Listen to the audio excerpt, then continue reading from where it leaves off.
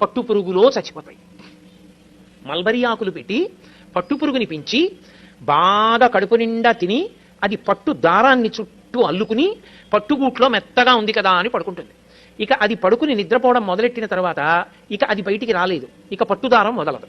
ఇప్పుడు ఆ పురుగును ఒక్కదాన్ని తీసి బయటపడాయాలంటే పట్టు కాయని కోసేయాలి. కోసేస్తే దారం ఇంతంత ముక్కలైపోతుంది. అందుకే పట్టు కాయలన్నీ ఏం చేస్తారంటే మరుగునీళ్లలో పడేస్తారు. మరుగునీటిలో పడిపోగానే ఆ పట్టు పురుగుకి తెలివి వస్తుంది.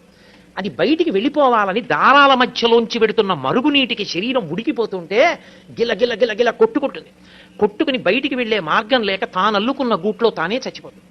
చనిపోయిన తర్వాత పట్టుకాయని తీసుకొచ్చి కండికి పెట్టి తిప్పుతారు. తిప్పి దారాన్ని యువతలకి తీసేసి ఆ పట్టు కాయని దాంట్లో ఉన్నటువంటి పురుగుని వీధిలో పారేస్తారు. ఎంతో హింస ఉంది ఒక పట్టుపంచలో. ఒక పట్టుపంచ కట్టుకుని ఒక పట్టు చీర కట్టుకుని ఆర్జిత సేవకి వెళ్లడం కన్నా నూలుతో చేయబడినటువంటి పంచ కట్టుకుని వెళ్లడం సర్వోత్కృష్టం.